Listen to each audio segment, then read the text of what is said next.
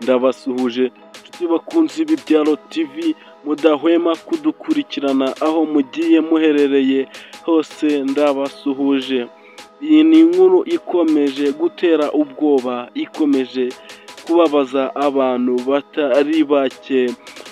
Uyu munyarwenya wacu ku mazina ye yitwa Kanyabugande Olivier, yamamaye akina komedi, akina yitwa Nyagiso. Nyagiso biragoye ko utaba umuzi, dore ko Nyagiso yagiye akora ibikorwa byinshi bigiye bitandukanye, dore ko yagiye azamura abakomediye bagiye batandukanye, dore ko ari nawe wazamuye Kiramani, dore ko yanagiye azamura ba Mitsutsu ndetse n'abandi benshi bagiye batandukanye.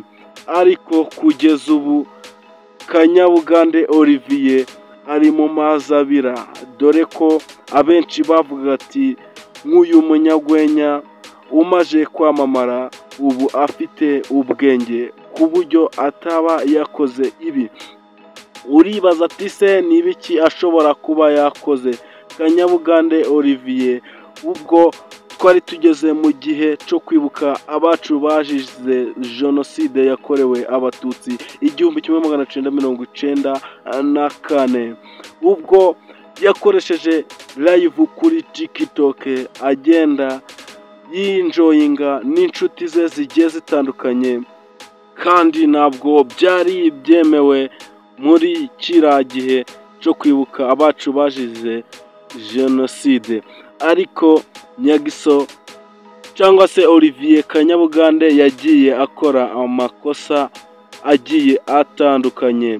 Uyu rero Olivier Kanyabugande anagenda cyangwa se ubushinjacaha RIB bugenda bumushinja icyaha cyo gukora ibintu abizi neza kandi abishaka, dore ko banamufataga nk'umuntu w'icyitegererezo mu bakomediye, mu bantu bashobora kuba barazanye ibintu by'urwenya. Uyu rero Nyagiso Kanyabugande yagiye ashinjwa ibindi byaha bigiye bitandukanye.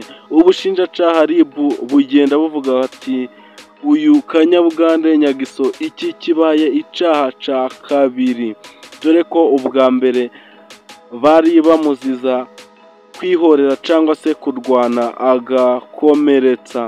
Ariko Nyagiso nk'uko yagiye abisobanura, yagiye avuga ati icyaha cya mbere cyo sinshemera, dore ko RIB yankuyeho icyaha.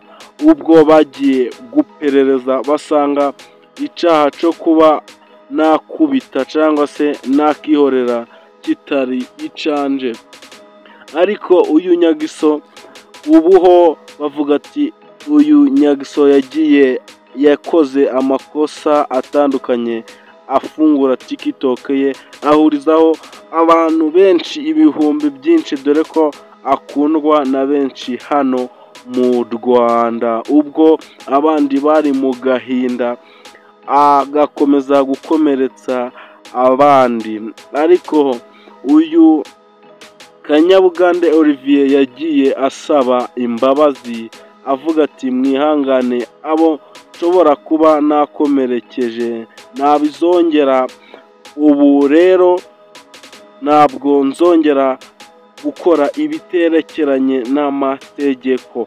Uyu rero Nyagiso cyangwa se Kanyabugande Olivier bakomeje ubushinjacaha RIB bugenda buvuga ati wakosheje, watanze urugero rubi ku bandi banyarwenya, binatuma abanyarwenya batagenda babubaha, kandi abanyarwenya babafataga nk'abantu bakomeye cyane.